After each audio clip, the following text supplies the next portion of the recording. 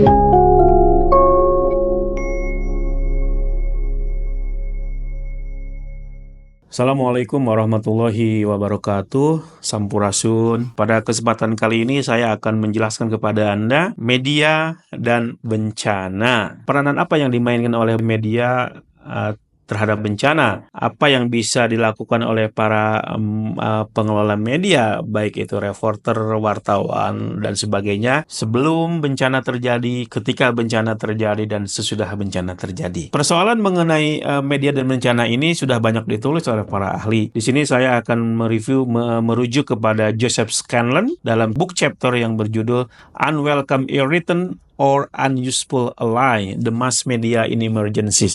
Nah, judul ini menarik.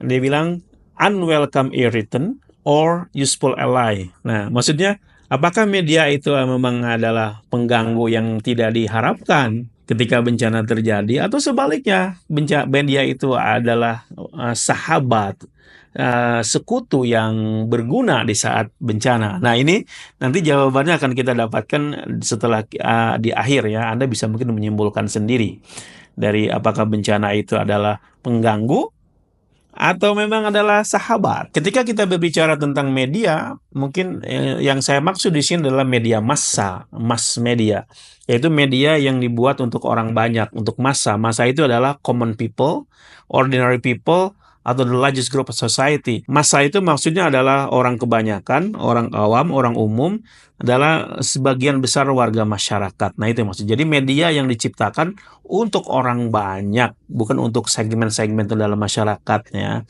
Bisa itu bersifat tradisional medianya seperti televisi, radio, koran ya, atau yang new media baru yang berbasis internet seperti media sosial, website, dan sebagainya ya.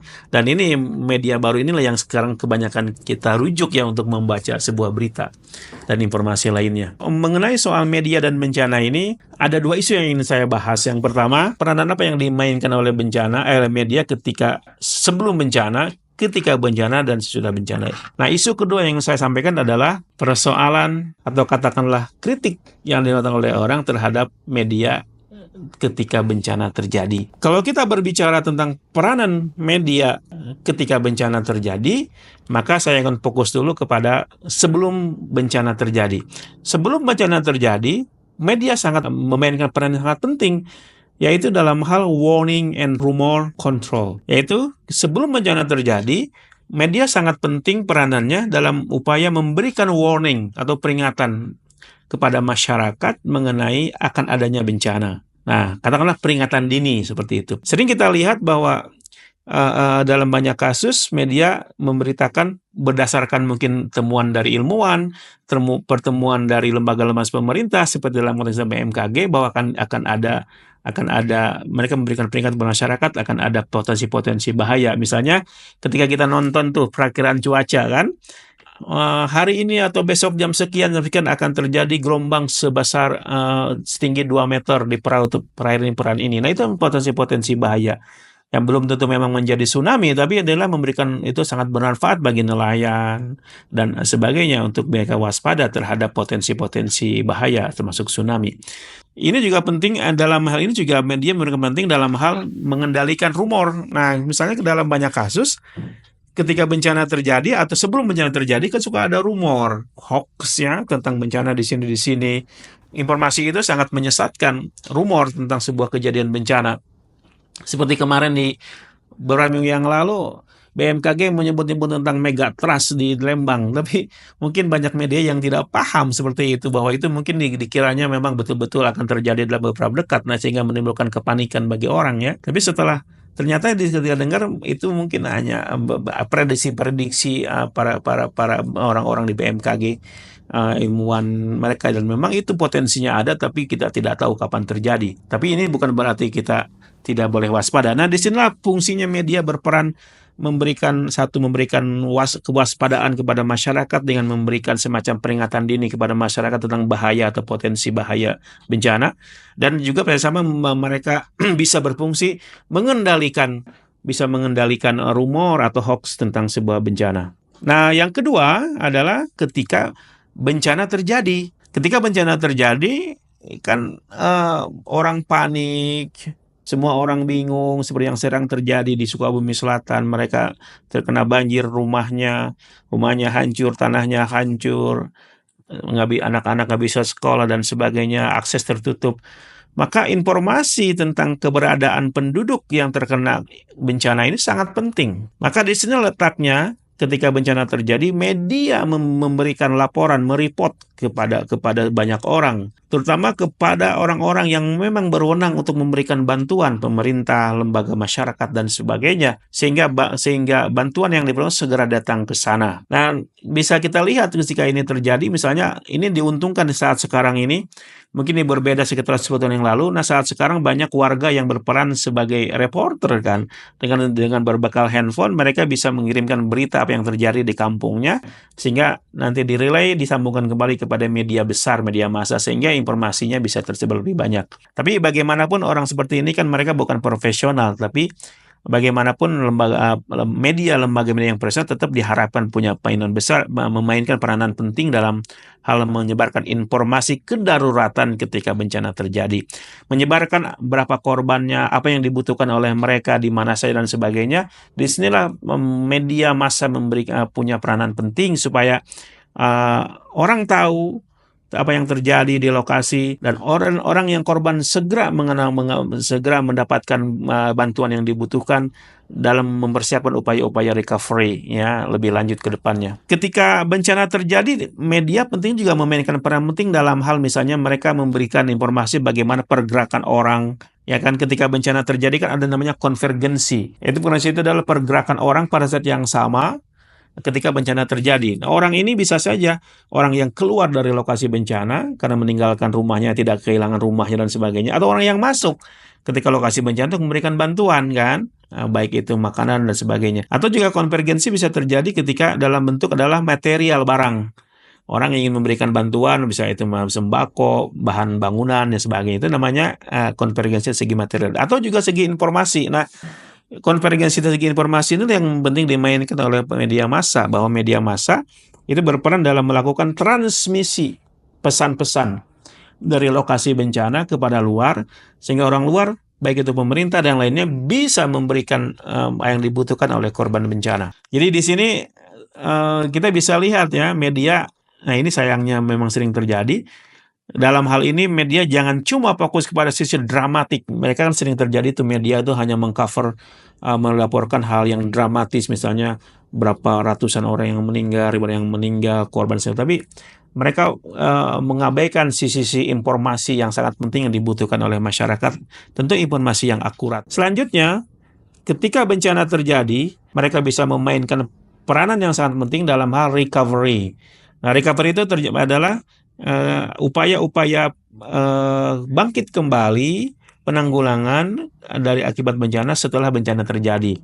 Maka pada titik inilah media bisa menginformasikan bagaimana upaya-upaya melakukan recovery ini. Baik pemerintah misalnya, media memberikan upaya yang dilakukan oleh pemerintah, sehingga masyarakat yang kena korban bisa punya harapan. Oh iya, memang pemerintah tidak tinggal diam. Oh, banyak masyarakat yang membantu juga. Nah, seperti itu kan. Jadi mereka mendapat informasi, harapan yang sangat kuat bahwa bantuan akan segera datang, dan sehingga mereka nanti akhirnya punya harapan yang tinggi dan akhirnya bisa punya kapasitas bangkit kembali. Nah, disinilah pentingnya media bisa menginformasikan secara akurat dan benar proses-proses recovery dan upaya-upaya recovery yang dibutuhkan oleh masyarakat yang terdampak bencana. Nah, itu peranan yang bisa yang dimainkan oleh media ketika bencana terjadi, sebelum, ketika, dan sudah bencana. Nah, sekarang kita akan melihat kepada sisi lainnya. Ternyata media tidak selamanya berwajah baik. Ternyata ketika bencana juga media tanda petik punya wajah buruknya. Nah, disinilah muncul namanya kritikan, tantangan, dan bahkan hujatan terhadap bencana. Ketika bencana terjadi, media ternyata mereka tidak berperan sebagaimana yang diharapkan. Misalnya begini. Yang pertama, persoalan yang dihadapi oleh media ketika bencana adalah, termasuk ini kritikan. Kritikan pertama adalah, semestinya kan media itu disebarkan kepada banyak orang, sebanyak-banyak orang bisa tahu tentang sebuah peristiwa bencana kan? Tetapi faktanya dalam sebuah populasi masyarakat itu mungkin hanya 10% yang bisa diakses atau mengakses sumber-sumber informasi melalui media. Televisi misalnya, saat dulu nih sebelum media digital ada, hanya mungkin 10% orang yang menonton TV. Di Amerika contohnya misalnya, hanya 10% orang Amerika yang menonton TV, suka menonton TV. Berarti sekitar 20-30 juta orang. Hanya segitu, 30%. Jadi yang lainnya tidak pernah mendapat informasi. Maka ketika bencana terjadi, mungkin hanya 10 orang yang tahu tentang apa yang terjadi di lokasi bencana. Dan mungkin sudah ada perubahan gaya tonton masyarakat. Nah, seperti sekarang ini, kalau kita hanya mengandalkan televisi, berapa berapa persen penduduk Indonesia yang masih menonton TV? Nah, sekarang kita banyak beralih ke media sosial. Tapi persoalannya apakah media sosial juga punya kemampuan menjangkau daerah-daerah terdalam ketika yang terkena bencana? Inilah kekurangan media yang mungkin di sini diperlukan adanya kerjasama berbagai media berpihak supaya informasi bisa semakin banyak tersebar kepada banyak orang. Kritik yang kedua adalah dalam banyak kasus media cenderung memberitakan sebuah bencana secara umum saja, tidak detail. Misalnya nih pada kejadian di Amerika Serikat, setelah terjadi bencana yang dahsyat di Carolina Utara, cuma gitu aja. Atau ada darurat salju di Wyoming, contohnya di Amerika contohnya ya. Nah itu kan sangat general. Sementara kan informasi yang general ini tidak memberikan informasi yang detail bagaimana masyarakat merespon, bagaimana pemerintah merespon. Nah mungkin ini keterbatasan media, mungkin mereka belum punya akses ke lokasinya, mungkin hanya mendengar dari sumber-sumber kedua atau ketiga. Padahal kan informasi yang cepat dan akurat itu sangat dibutuhkan supaya korban segera mendapatkan bantuan. Persoalan ketiga, kadang-kadang media itu melaporkan sebuah kejadian dan melaporkan sebuah berita, menulis sebuah berita, tetapi mereka tidak langsung dari daerah yang terkena bencana tadi. Nah, mungkin mereka ngambil dari daerah lainnya, tidak langsung, sehingga mungkin keakuratan informasi yang mereka sampaikan rendah ya. Mungkin kesusahan sampai ke sana seperti sekarang ini.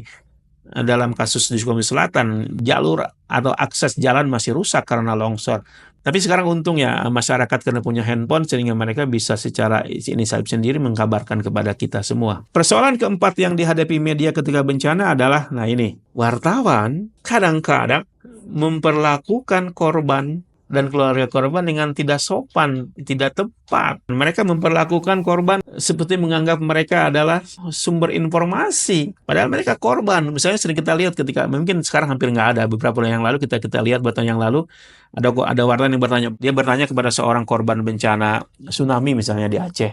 Ditanya, bagaimana perasaan ibu? Yang jelas itu kan pertanyaan yang tidak perlu dan tidak relevan. Orang terkena bencana tsunami ditanya bagaimana perasaannya. Saya kira ini adalah sikap yang tidak empati kepada korban pada beberapa media. Mungkin sekarang sudah hampir nggak ada, tapi sebelumnya mungkin ada. Dan mudah-mudahan ini tidak terjadi saat sekarang ini ya. Terutama nih saya khawatir media-media yang suka clickbait itu. Mereka memberi dengan judul yang bombastis tapi isinya nggak ada. Mungkin juga mereka tidak terlatih secara jurnalistik bertanya kepada korban dengan cara-cara yang tidak empati. Nah, isu lainnya yang menjadi persoalan tentang media dan bencana adalah media sering menjadi sumber mitos tentang bencana.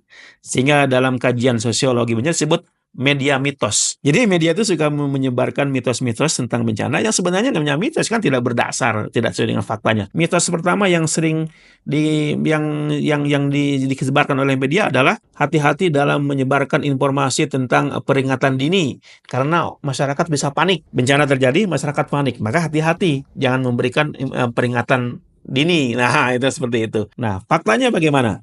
Ketika bencana terjadi, jarang terjadi masyarakat itu mengalami panik yang luar biasa atau mengalami shock yang luar biasa. Mereka mengalami kebingungan yang luar biasa. Tidak. Memang terjadi pada beberapa saat saja. Tapi beberapa saat setelah kejadian, masyarakat sudah mulai bisa mengendalikan diri. Ya, jadi mungkin terjadi pada beberapa individu, tapi secara umum masyarakat tidak mengalami kepanikan sampai mengalami depresi, shock. Mungkin terjadi pada beberapa orang. Yang kedua, mitos-mitos yang kedua adalah misalnya masyarakat korban bencana akan mengalami kebingungan. Mereka akan mengalami depresi yang sangat besar. Mereka shock. Faktanya juga menunjukkan dari alih-alih masyarakat yang mengalami kebingungan, shock dan sebagainya, mereka tidak mengalami ketegangan, tidak mengalami kebingungan. Mereka justru, karena apalagi bangsa Indonesia, mereka seperti tenang-tenang saja, masih bisa tersenyum. Nah, ini memang unik. Orang-orang Barat tuh suka, orang-orang asing tuh suka kagum, dengan tanda kutip kagum sama kita.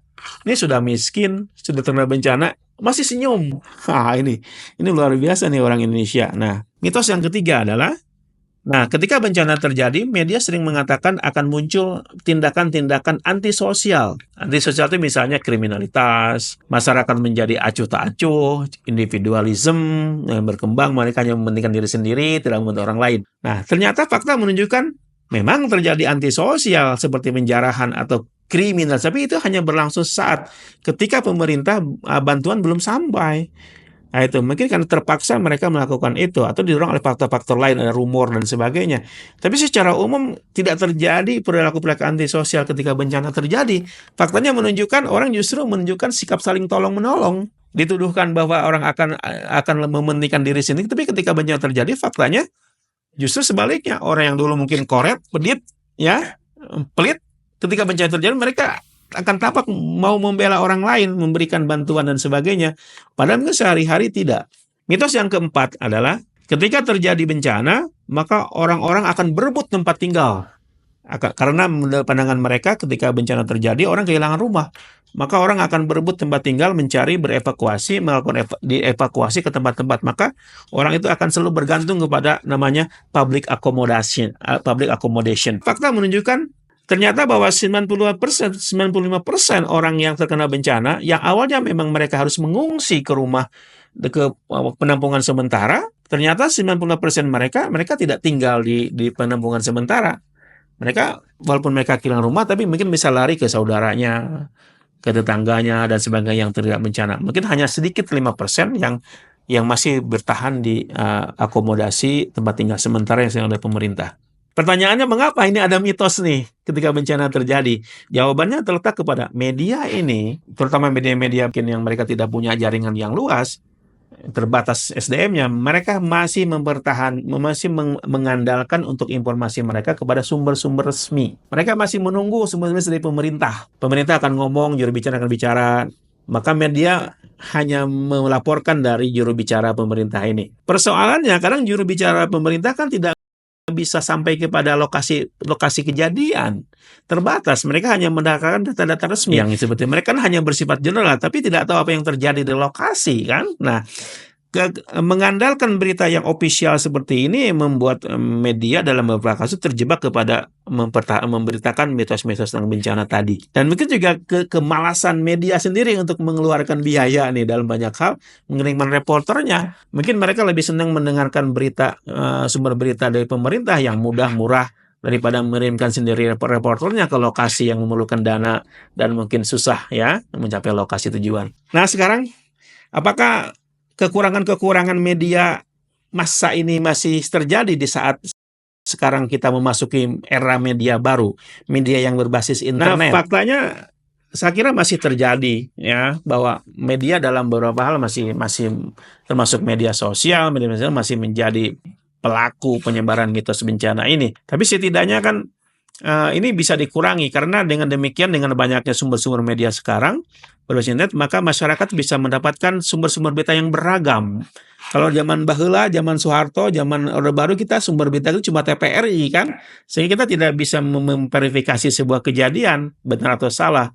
Tapi dengan sekarang terbuka sumber informasi, bahkan masyarakat menjadi reporter, menjadi jurnalis sendiri, maka kita bisa punya banyak sumber sehingga sebuah berita bisa diverifikasi dengan cepat benar atau tidaknya. Tapi juga pada sisi sama, kalau ketidakmampuan memanfaatkan dengan bagus media digital ini media sosial, media berbasis internet bisa juga menjadi sumber mitos yang baru. Karena di situ orang tidak memverifikasi informasi yang tersedia, sehingga terjadi penyebaran misinformasi, disinformasi, dan berita bohong dan hoax-nya.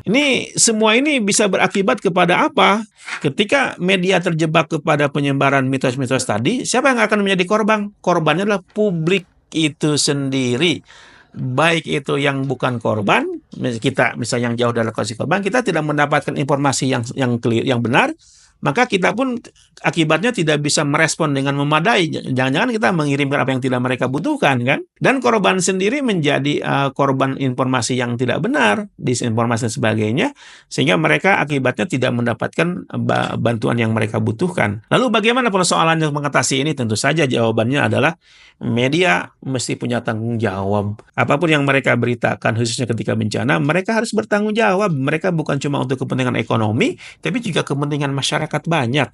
Masyarakat berhak mendapatkan informasi yang benar sesuai dengan kebutuhannya, sehingga dalam konteks bencana mereka akan segera mendapatkan apa yang mereka butuhkan. Mereka harus punya prinsip pelaporan berita yang adil. Semua orang harus mendapatkan pemberitaan yang layak. Dan pemberitaan itu harus ditujukan kepada people interest, kepentingan orang banyak. Nah, sekarang dari pihak masyarakat sendiri harus punya literasi media yang baik.